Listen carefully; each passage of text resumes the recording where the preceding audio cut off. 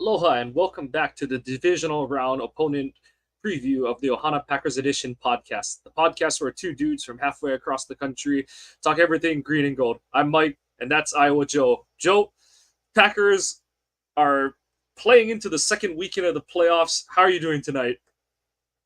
Well, I'm still. First off, I'm still in disbelief that they actually won the way they did, and two, I'm going into this game again feeling like I went into the last game where I just you hope for the best, but it doesn't seem like it's a bright future, if that's how you want to call it. I did say after last week that Love has the chance to do the funniest thing in the world and do something that Rodgers couldn't do, and that's beat the 49ers in the playoffs. But the I think I know they've had a lot of tests throughout the season, but this is like boss battle type test for them this week. They've not played a team like San Francisco yet this year. I mean, yeah, they've played good teams, Detroit and guys like that, but in Kansas City and you know really and the Cowboys this past week. But really, when you look at San Francisco, there's not really glaring weaknesses. I know that outside of their left tackle, there's not much of an offensive line, but they've been able to make it work because they have the weapons to get out of it. They've got a Christian McCaffrey, they've got a Debo Samuels, they've got George Kittle. You you can go up and down their list, and they have pretty good players all along the way. Same way on defense, they keep bringing in more and more guys on that defense. And it as much as I would love to see them do it, I can't be optimistic for this week. And so far, it's worked well for us. That me being pessimistic, they've really proved me wrong. But I don't know. I don't see it happening this week. Yeah, like while there were pretty tangible paths to a victory last week, this week, Westendorf and I were talking about, and he kind of brought it up on How many times the have I pick told you six. don't talk to that guy? He's bad for you. But he kind of mentioned that on pick six that the path to victory on this week against the 49ers, it feels like you're walking on a rickety path with 1,000-foot cliff drops on either side of you, and that path is teetering under your feet. So it's So a they're in Hawaii? not on the island I'm on. Well, not on any of the hikes you should go on. Don't raise my taxpayer costs, god damn it. But um no, like we'll start with our usual. We'll do our Packer update. So the Packers had a projected practice on Tuesday, and then they did their actual practice on Wednesday. No real surprises there. Jair, AJ Dillon, and Kingsley Inagbare were all out today. LaFleur did mention that they're more hopeful than not about Jair. Didn't really talk about AJ, and I'm not really gonna hold out hope on Kingsley because I feel like every time I do on someone with what's expected to be an ACL, right after I tweet something about like, oh, they haven't said anything yet, that's the moment that put on IR. So I get the feeling it's one of those where they kind of know what it is. They just can't confirm it because the knee is too swollen to get a clear MRI or something like that. But I expect that he'll be And out. LaFleur basically said that Cox is next man up.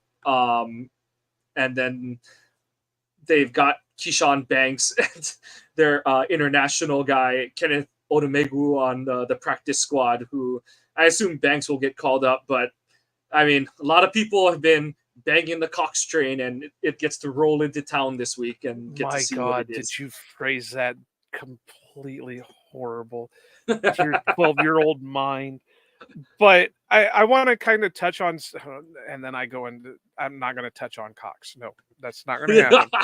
I do Just wait. want to, Just um, I was listening to Lombardi's Bar earlier, like I normally do on Wednesday nights. Go check them out, even though they don't like s- talk about us too much. We will talk about them a little bit, but I take that back. I got to give Dan credit on a recent podcast that he was a guest on. He talked about my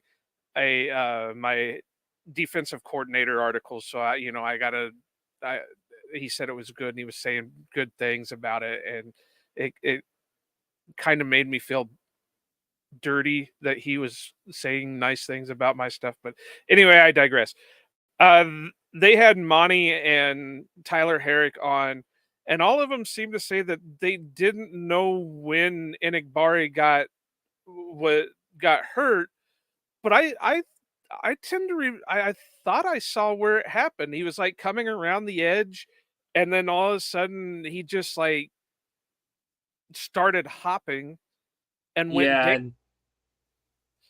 and that being the case, that's not a good sign. Like the player I was actually looking for is because Herman mentioned that Quay looked like came up limp a little bit on a drive, and what I think it was is I think he cramped up because he kind of went down on a tackle, held his leg, and then stayed in the rest of the drive, and then they took him out. But today he's the last 2 days he's only been listed with the shoulder, so I think he got out in the clear. And yeah, if that's where JJ got hurt, it's more than likely a non-contact knee injury, which means that it's the dreaded ACL. So Well, and it doesn't help that if they're saying that the area is too swollen for an MRI, there is some kind of damage in there. yeah, yeah, they haven't said that, but that's what I'm assuming. Where they're like on late Sunday and early Monday, all you heard was they had Pelissero and Rappaport were saying uh, the fear is that it's a torn ACL for JJ. We Well, haven't and heard anything LaFleur yet. said that it Yeah, wasn't good for him. So yeah, it's very unlikely that it's not the worst case scenario for him. So you just hope that it's a clean tear and that the operation eventually, whenever they do have it, goes well. now you know a little bit Otherwise, more about him pre-draft. How many has he had in his career? um, I know he had. I don't think he tore his ACL before, but I know he had a knee injury before. I'd have to look into what kind of knee injury it was, but I think it kind of does help that he was never a like super athlete. That he always was a guy who got by on technique, strength, and guile more than anything else. So you'd like to think that he comes back. Obviously, if he has a big drop off in athleticism, that's not great for him. But I'd like to think that he'll be able to come back pretty decently from this one because his game was never built on being way wicked athletic compared to the guy across He from. He used was more more, strength than any kind of speed or yeah, and anything effort. for him. Yeah. So Yeah. just an absolute bummer because he was a guy I really liked coming out of the draft last season. So hope it's a quick and clean recovery for him. But the rest of the roster looks like they got out relatively well from Dallas. Bunch of guys on the limited participant, but the main thing is that, like I said, only Kingsley, Jair, and Dylan were listed as DNPs. Everybody else was a limited, and then the one full participant was Quay. So Green Bay is going in as healthy as they're gonna be. Something we will get into for the defensive players is they did play, and obviously I know they put in the deep bench at certain points, but that unit did play 90 snaps, and the Niners are not necessarily the team that you want to face coming off of that many snaps. Just for reference, the average number of snaps either an offense or a defense is expected to play in a regular game is 65 snaps a game. So they basically played a game and a half worth of snaps. So we'll see how that plays out for them. It's a short week. You're going, you're flying back from Dallas to Green Bay, then you're going cross country. I know LaFleur kind of thought about maybe going out to California earlier in the week, but he said they shot that down relatively quick. So we'll see where they go. But I mean, this is it. It's put up or shut up time. The 49ers, well, they're not coming to the Packers are flying out to Santa Clara to face the Niners at Levi Stadium, a venue that has been a house of horrors for them, other than during the COVID season when half their important players were injured that game. But it's gonna be tough sledding for the Packers. They're gonna be roaring upstream. Um, by every traditional and advanced statistics, the Niners are they're a great team. They should be the favorite in the NFC, and you know, kind of depending on how you feel about them matching up against different teams from the AFC, they're either going to be the favorite or they're not going to be a huge betting dog or anything when they face off if they make it to the Super Bowl. So, by DVOA, this is the second best team in the league, first on offense, fourth on defense, and surprisingly, they're in our neck of the woods on special teams at 25th. But they're like you kind of mentioned in your intro. This is a team that Green Bay hasn't faced in terms of their style of play on offense. They want to play bully ball, and the closest Green Bay has kind of seen that is what Detroit did to us in Week 4 on that Thursday night game, where Detroit just smacked Green Bay in the face, and the Packers couldn't fight back until it was too little, too late. So, the Niners, Green Bay just faced the highest scoring offense in the league last week, facing Dallas, and now they're going to face the second highest scoring offense in the league. San Fran is first in yards per game, just a shade under 400. Third in rush yards per game, fourth in pass yards per game, but first in yards per pass. So I laugh because it's one of those, I don't really know what Barry's going to do this week. The ultimate irony is that he did have success relatively against this San Fran team and scheme back in 2021. Gave up, what was that? Like 34 points across 2 games to the San Fran offense. Granted, they have I just know that the one game was the playoff game where so it was 13 to 10. Yeah. So 6 points from there, and then they scored 28 in San Fran when we played them in Week 3 or whatever it was. So 34 points across 2 games. The two obvious differences that are going to make a big difference are they've got a better quarterback and a much better running back situation than they did when we played them. So you can't hemorrhage rush yards. We've seen that happen in the NFC Championship game back after the 2019 season.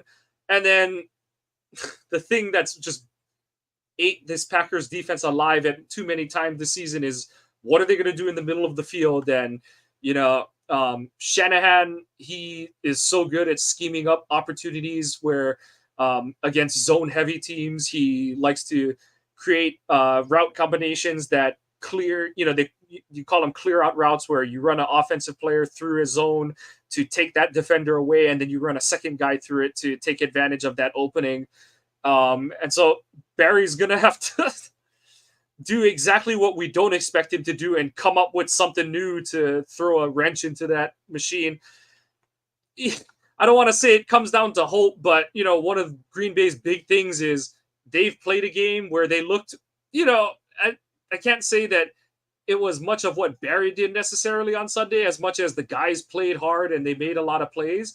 You're kind of hoping Green Bay can replicate some of that, and that San Fran comes out rusty, because you look at, they did the whole super successful team thing where they rested all their key guys in Week 18, had the bye, and now so a lot of their guys are coming off of 2 weeks, and I think some guys even sat out their Week 17 game. So they've got some guys who haven't played a game in nearly a month at this point. So, you don't want to build a game strategy off of hope, but I mean, for a team that's, Green Bay opened as a 10-point dog, they're looking for anything that they can get their hands on. So, and like you mentioned, and I have in the notes here, Trent Williams is dominant, elite, going to be a Hall of Famer, but I couldn't tell you the names of the rest of their 4 offensive linemen. And that you've seen them struggle at is when you can, I don't want to say stop their run game. They have a very good run game. They integrate,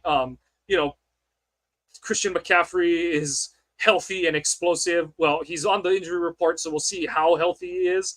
But I expect him to be pretty healthy coming off of 2 weeks rest. And then, they can always integrate Debo into the run game. They use a lot of the same motions that Green Bay does. Kyle Juszczyk is still one of the best fullbacks in the game, and Kittle is one of the nightmare blocking matchups for any edge defender. So not a lot of avenues to success, but other than just have to out execute and outplay them. But Joe, anything other than being anything for this Green Bay defense to be more than a speed bump on Saturday? Good Lord, I couldn't tell you half these guys. You got Trent Williams at left tackle, Aaron Banks at left guard, Jake Brindle at center, Spencer Burford at right guard, and Colin McKivitz at right tackle. I think I've heard of Brindle because he's been around for a while, but the other three I have no clue how or when San Fran acquired him. But I mean, like I said, you've seen, I know it became a laugher, but early in that that Eagles game, that Philly was stymieing San Fran early in that game because the other four guys couldn't block the rest of that Philly front, and then San Fran got one first down, and then the snowball just turned into an avalanche. So, that's where losing Kingsley hurts because they like to hockey line change their edges. Maybe this is the week they call. Like I said, you assume Keyshawn Banks is going to get called up. Maybe this is the week that you bring up Jonathan Ford or Chris Slayton to beef up the interior defensive line. But I think it's going to be a matter of just holding on for dear life on defense. And it's going to be on the other side of the ball that if Green Bay is going to have any chance that, you're just, as Ross Uglum kind of tweets jokingly during a Green Bay Packers game with Barry as the coordinator, he goes, you might have a couple more stops. And then later in the game, he's like, okay, you're probably out of stops. You need to score a lot more now. So that's I don't know how many stops the Packers are going to have. You're going to have to count holding the 49ers to field goals as a stop. But okay, I've got it. I know what Joe Barry needs to do. So, Joe, I'm going to call you Joe. From one Joe to another. Joe, this is what you got to do. So, you've got two bull rushing fiends in your edge rusher core. And one of them you've been putting his hand in the dirt a lot lately. And he's had a ton of success doing it. The left side is going to be pretty well locked down. So, you can throw Preston over there. You can throw Brenton Cox over there. Whatever. Just, let him deal with it. But then on the other side, when you got guys that we don't even know who the hell they are, you put Lucas Van Ness with his hand in the dirt and Rashawn Gary right beside him standing up. They're going to collapse the pocket no matter what. There's no way they're going to be able to stop that. You got to get to passing downs, but anytime that they do, they're going to have to get creative because that's the thing with Purdy. And I know you know him even better than I do, but I joke all the time that somewhere in there, Iowa State Purdy is still in there. So, I mean, it's and I don't know him great just because he is from the other, the little brother of the state.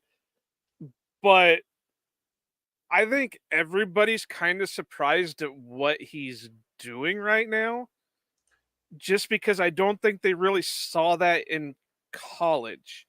But again, there's a reason he was Mr. Irrelevant. I'm going to, like I said, I'm going to be honest. The only time that I really watched him was when he would play against Iowa. Yeah.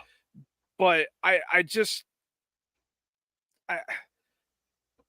honestly have to believe because of the weapons around him is what's helping him more often than not. Yeah. I'm not saying he's a bad quarterback. He's doing better than, a lot of other guys in that situation. Who knows what Justin Fields would be doing with the same weapons that Purdy has. Or, go back a few years like Blake Bortles or Blaine Gabbert or guys like that, how they would do if they had the setup that Purdy has right now. But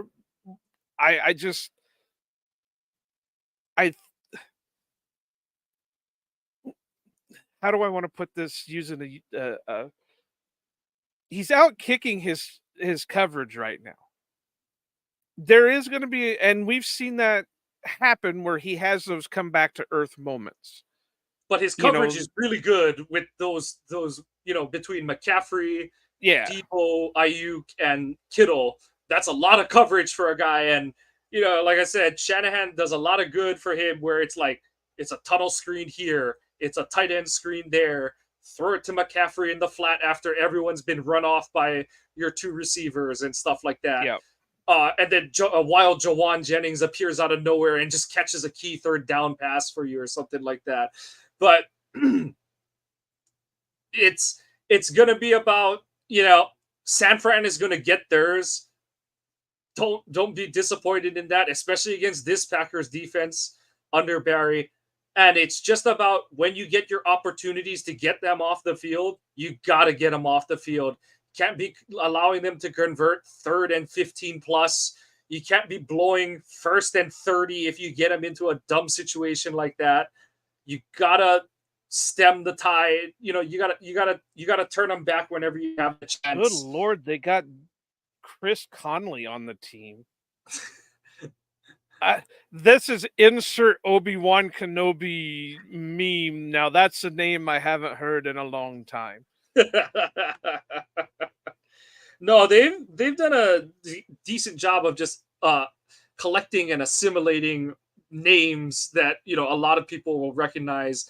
Some on offense, but mostly on defense, which we'll get to in a sec. But yeah, like I said, I think we saw the best that the Packers defense is going to give them against Dallas. And I do think Dallas played into a lot of that.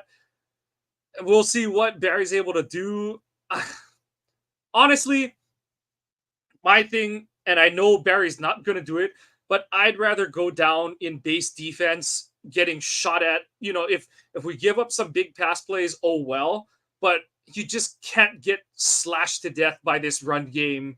If you're going to play a light box the whole game, you got away with it in Dallas. You're not going to get away with it this week against the 49ers. As much of a, like I said, as much as Trent buoys how that offensive line is looked at, Shanahan is the kind of stubborn and creative to just gash your defense if you're going to try and sit in an undermanned box for the majority of the time. So, Barry, like I said at this, yeah. Right, like I said at the beginning of the show, Tony Pollard is no Christian McCaffrey. And that's not a slight against Tony Pollard. I mean, Tony Pollard is a solid running back, but he's not a Christian McCaffrey. Christian McCaffrey is a playmaker. He's a all-around type of playmaker. He was in MVP talks at one point this season, and I know regular season awards, but he was earning that much more than the other guy on that offense who's getting talked about as a potential MVP candidate. So, and that's what I mean. That I think that's helping Purdy out a lot. And you said too, that he's got all these weapons around him that are making up for what maybe he lacks a little bit of. So it is what it is. But like I said, I said this for the Dallas game, pressure. If you can get Purdy out of sync, he's not going to do what he's done all year. I think that was the key that the Ravens did, is they just got him out of rhythm and they just dominated with pressure. Yep. And I think that's the way you're going to go. And the Packers have the weapons to do that, to put pressure on him.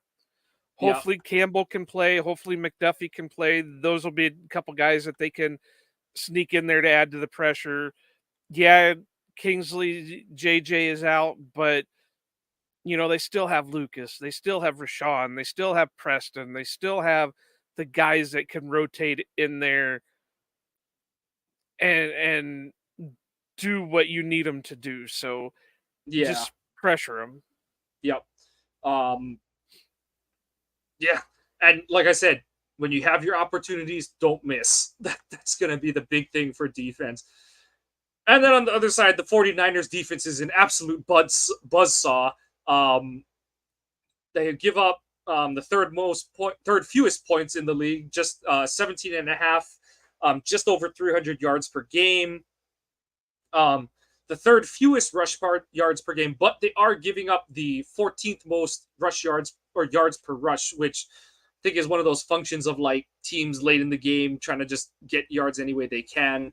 They're middle of the pack in terms of pass yards per game allowed, but they are fifth lowest at just under 6 yards per pass. So a lot of that is due to this defensive front. They have just assimilated an army on this defensive front. Nick Bosa is the headliner. He's a tick under what he was last year when he was the Defensive Player of the Year candidate, but he's still dangerous. They added Javon Hargrove this offseason, which is just a stupid free agent ad to pair with Eric Armstead on the interior of their defensive line. And Clelin Ferrell.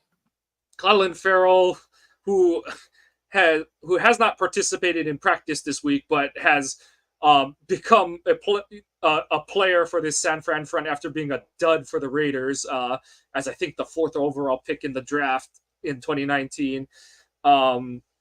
They added Chase Young at the trade deadline, and then they got to sign Sebastian Joseph Day off the street after the Chargers cut him late in the season.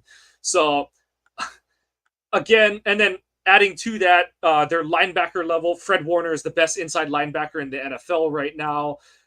One to watch out for is Dre Greenlaw. He did practice on Wednesday, but he was out on Tuesday with an Achilles issue, so not sure if he'll be limited or hobbled at all, but he and Warner make one of the better inside linebacker pairings. They are very rangy, but also aggressive and physical against the run. So for the second week in a row, it's going to be on this O-line to be able to protect. And I wasn't paying attention about former Packer Oren Burks, who has really turned things around in San Francisco. It's fallen off after the first month of the season. It looked great, but after that, it hasn't looked. The sheen has come off of it a bit. But of course, now I've just jinxed it that he's going to make a game-changing play. But now he's going to come out and be the Packer killer because he's going to want his revenge on him. And they also have Randy Gregory as a backup for the edge rush. He's toast at this point. But it's a it's like a body. We were just talking, I know. Well, it's not just a body, but it's a rotational piece, like we were just talking for the Packers. But the big key is if the Packers can protect, this secondary is not very good. I know that I think Ward is their top corner, and he has become a decent quarterback. But after that, they fall off pretty hard. I know Lenore has made a name for himself as their nickel, but he's one of those physical nickels that doesn't move very well. Actually, that's not how they have it listed in the depth chart. Oh, did they have him as the corner too? Yeah, they have Ward as their left corner, Lenore as their right, and Isaiah Oliver as their nickel. Oh, okay. Oh, yeah. So, yeah. But I know that they have a relatively short string with short rope with Oliver. If he gets toasted early, they'll put like Ambry Thomas in on the perimeter and slide Lenore over to the slot. But that's the thing is like their corners, they play well in that system. They're better than Dallas's corners, but they're still not a top tier defensive back group. They do thrive off of, their plays that need to be made are, like vacuum cleaner plays. There are a lot of cleanup after their defensive front has chewed up and spat out whatever it can't just emulsify on its own. So there's a lot of wayward passes, running plays that get strung out to the sideline. But the big key for the 49ers is Hufanga, their top safety, is out. He's been out for a couple months with a torn ACL. So if the Packers can slow this pass rush down with their run game, and if their O-line can continue to play well and pass protect well, there is an avenue for them to create explosives in the passing game, because the 49ers, like I said, do not have a lot of athletes on the back end. Tashawn Gibson is in his early to mid 30s at this point. Yeah, I was just looking at it. And then none of their corners are particularly, none of them are really athletic specimens. So this is a week where, and I caught a lot of feedback on it. I said, I don't think Green Bay is going to win, but I'm just happy that we're going into this one with a quarterback who's not going to go in with a part of the field just crossed off mentally before each play. And some people are like, oh, like, there you go. You have to bring Rodgers into it, blah, blah. But I'm like, you can ignore it all you want, but you go and look to that 2019 NFC Championship game. Oh, but he threw at Sherman. Yeah, when they were down 34-10 or whatever the hell the score was at that point. When the game like was in the balance, everything was to the left. Nothing was to the middle of the field because Rodgers doesn't believe it exists. And to those people who said, "Oh, it's because he doesn't want to throw hospital balls," that ain't it. Like I could make a really scathing remark about why he does it, that he's afraid to, but okay, if you want to, okay, yeah, he's trying to avoid interceptions, yada yada. Okay, and then he's just like in that game, it was, oh, Richard Sherman's out there. I'm just not even gonna look to that side. So, you know, maybe Love just starts chucking it to the guys in red and gold, but maybe he's able to just I don't want to say shred, but pick apart this secondary at certain points because he's willing to look in any and every direction at any given time of the game. And you know, he's riding high. A lot of things are working for him, and we've said it multiple times. A lot of people have said it multiple times. He's playing with house money at this point. He's playing loose. He's playing free, and as long as they don't let him get murdered by that pass rush, I hope LaFleur just lets it fly whenever he can. Obviously, try to protect him with the run game. It'd be great if they can figure out how to finally get Aaron Jones going against this San Fran defense. But yeah, I think that's the bigger key is like, and in some of the games where they got stuck against San Fran, it's because, in 2019, in both the regular season and the playoff game, they were afraid to push the ball deep until the game didn't matter. The 2020 game, I don't really count because Bosa wasn't there. They had traded DeForest Buckner. I don't even remember if Armstead played in that regular season game. I think Warner was the only defender of consequence. Sherman was hurt and stuff. So, like, Rodgers picked them apart, but he was playing against a depleted defense in that one. And then in the 21 playoff game, what happens? Green Bay goes right down the field, scores on its opening touchdown or its opening drive. Then on their second drive, it looks like they're moving the ball well again. Marcedes Lewis fumbles the ball, and Rodgers just absolutely turtles after that point in the game. And Devontae was almost good enough to carry them past the 49ers. And honestly, with a better special teams, in an average special team unit, Devontae probably does carry the team on his back to victory. But, we've seen these receivers step up every week.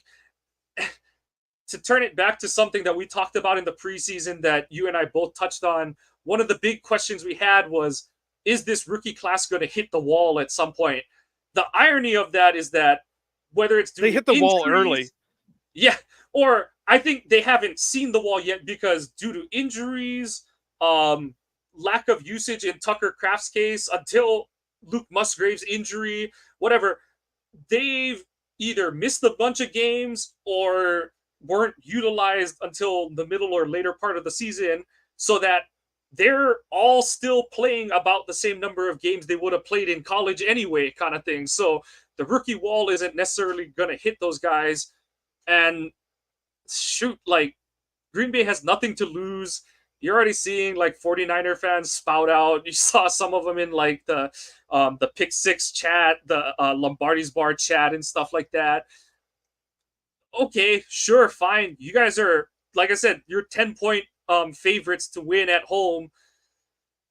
Green Bay shouldn't cover, but I think they can. Well, do I expect them to? I hope they do. I don't know if they will, but I don't think this team is going to just roll over and die. And honestly, that's all I can ask for at this point. You've gotten, like we said last week, now you're 2 weeks farther into the postseason than we expected this team to get. And like I said before the Dallas game, just go down swinging. I don't care, as long as no one gets hurt, just go down swinging, take your best shot or shots, and let the cards fall where they do when that 60 minutes is up. Pretty much, and I'm going to say it again, LaFleur needs to go out and do what he did against Dallas. I'm hoping it's a quick strike and, get the points on the board, and make San Francisco play from behind, because that'll take away a lot of the things that they will have game planned for. Yeah, that's gonna be your best run defense, is getting up. Saying to get up 2 scores on San Fran is a big ask of this Packers team in this matchup, but I mean, that's gonna be their best run defense, is if they can get a multi-score lead on them. And like you said, like we both said, you want to make Iowa State Purdy come out, and the way you do that is you put him in a deficit.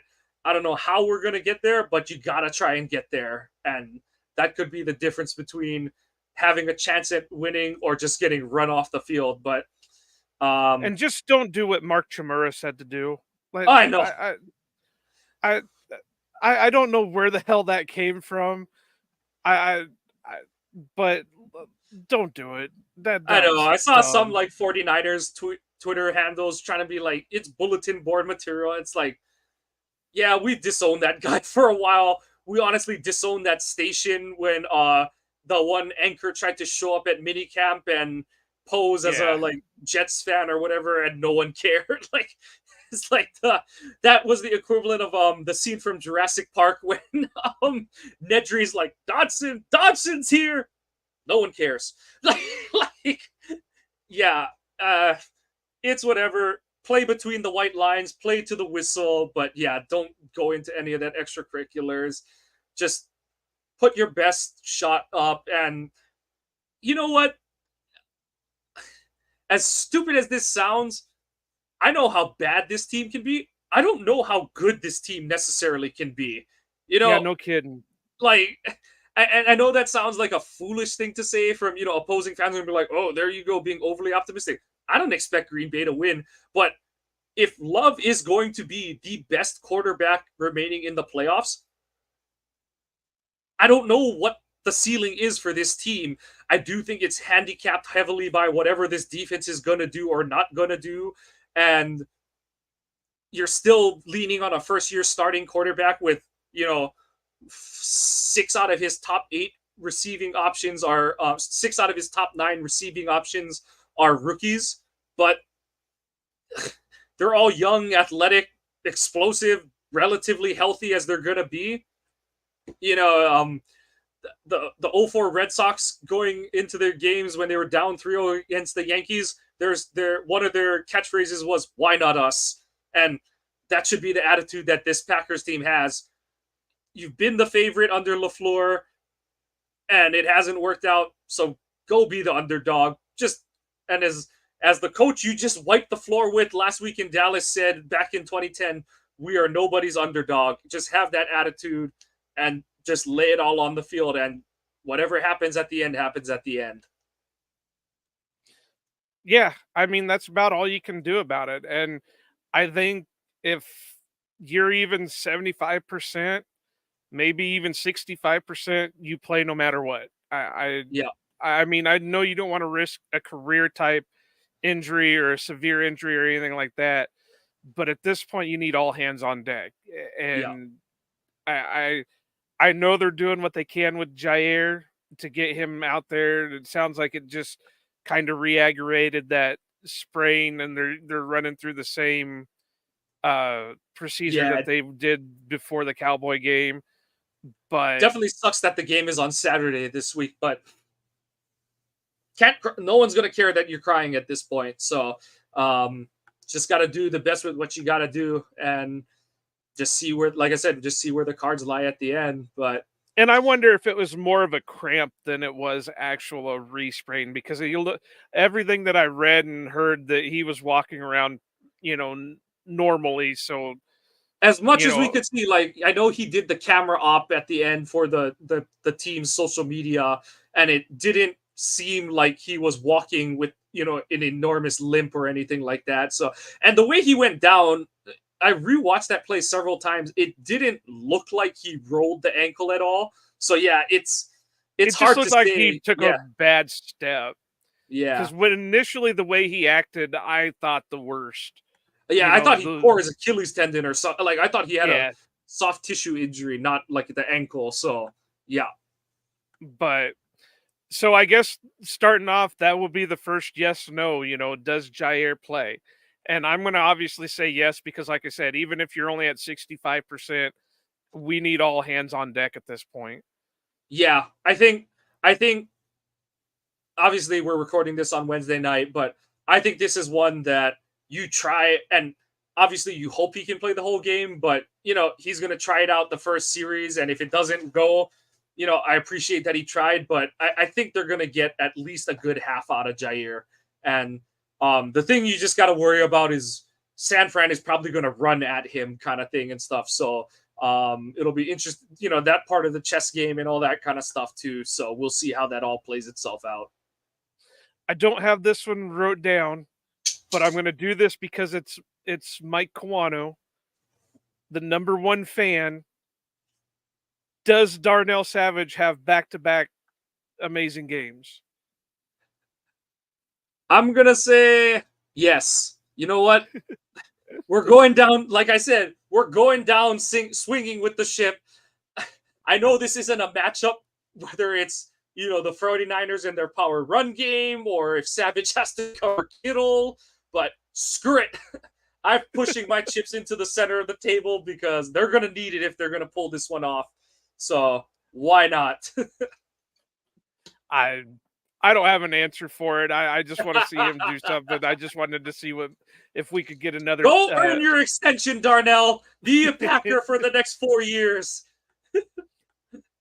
But so I guess over under wise, there's simple ones because really, who knows what the hell's going to happen? I set them so low last week, and it turned out that I was way off on all of them just because of how they played. So I just came up with some off the wall ones. But so the first one I got is Jordan Love, 225.5 yards passing. I'm going over, and because okay, my point of reference is Rodgers had 326 in that 2019 game. I hope 200. I hope the over matters, but I think he's going to get it one way or the other. They're going to throw the ball. I don't want to say a bunch because obviously if they can get Jones going, they're going to run it as much as they can. But I think he's going to have like 250 at least.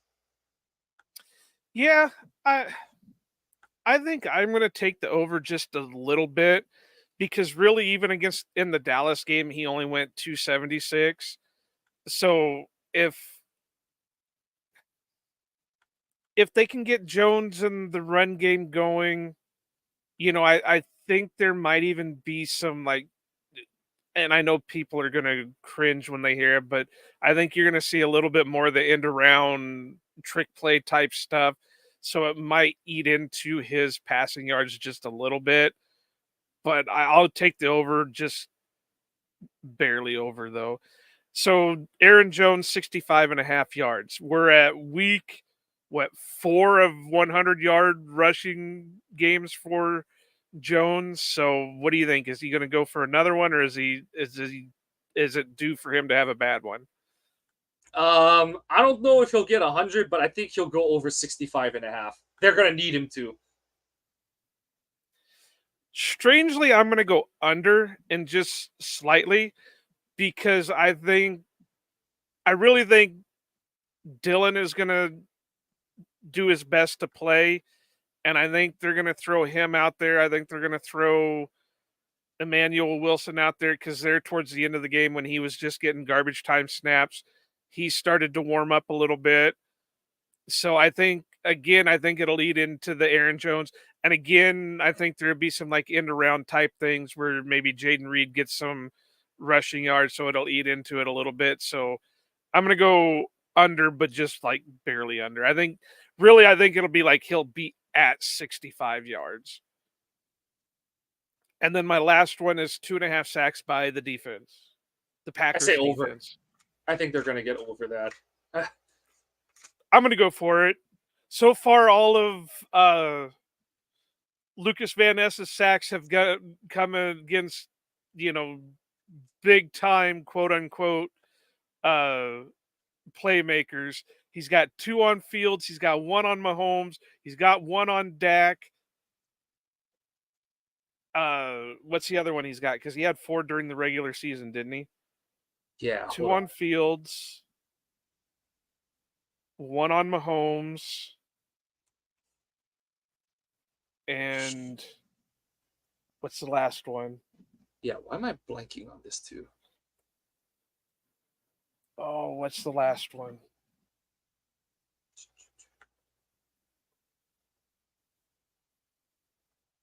Damn it, brain work. Oh, he got Baker. Baker. And then this last week he got Dak. So That was a hell of a sack that he got on. Yeah, I saw the all 22 of somebody did a breakdown on it where he basically did like a 360 against the tackle and came up on He was like Dak. 4 inches off the ground on that one. Yeah. So Hawkeye pride, we're gonna take down that damn Cyclone, and Lucas Van Ness is gonna eat and eat and eat. Do it. He's gonna get 3 himself. Do it. Just for the Hawkeye State. That's why it's called the Hawkeye State. It's not the Cyclone State. It's the Hawkeye State. I'm all for it. I'm all for it.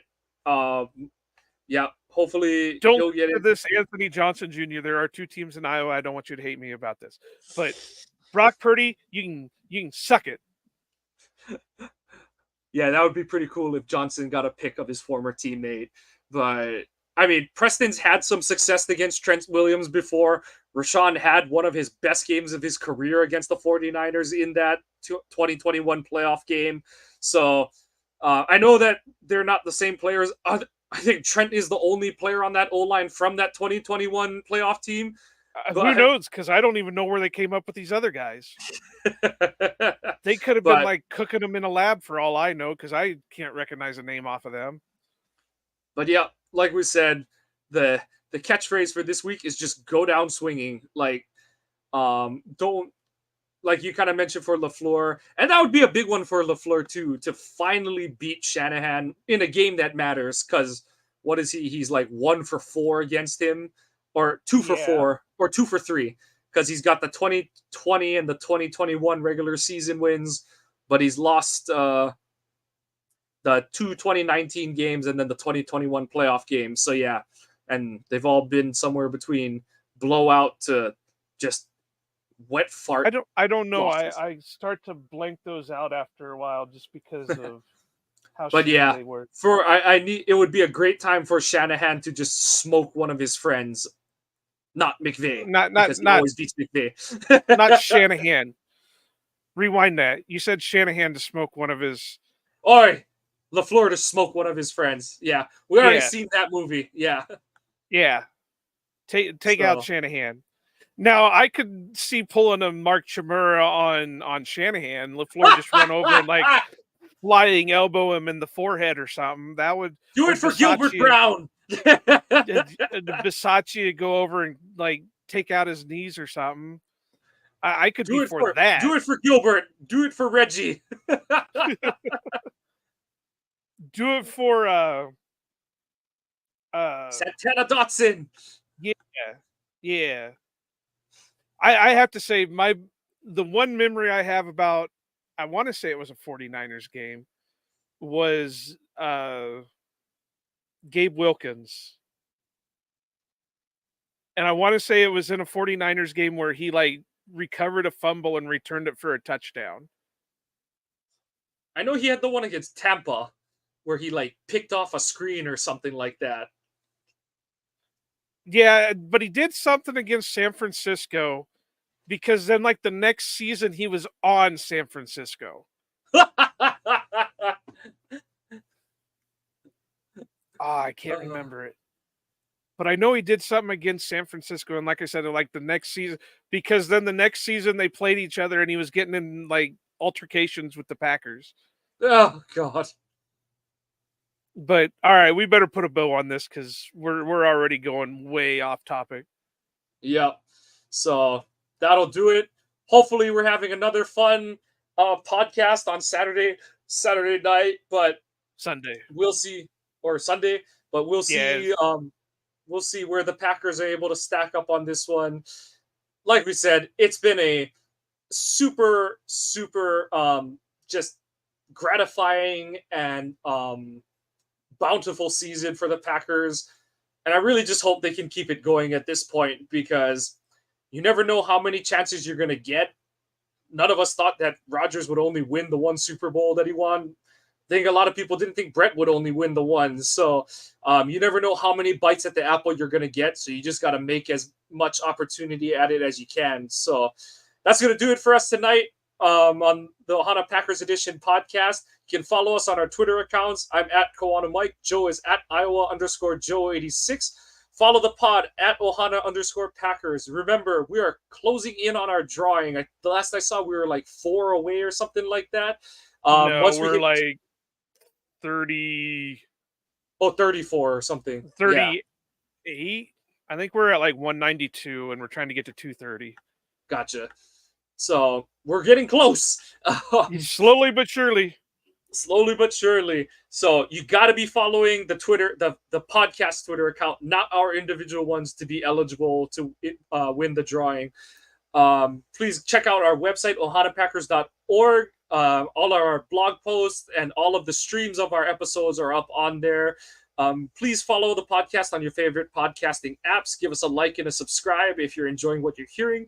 And whether it's positive or negative, we enjoy your feedback in the comments, because we want to give you the content that you're looking for. The Packers go in, like I said, I guess now they're 9.5 dogs going into Santa Clara. Nothing to lose, only upward momentum is possible at this point. So lay it all on the line and just see where the cards lie at the end of the day. That's Iowa Joe. I'm Mike Kawano. We want to say go Pack Go and aloha.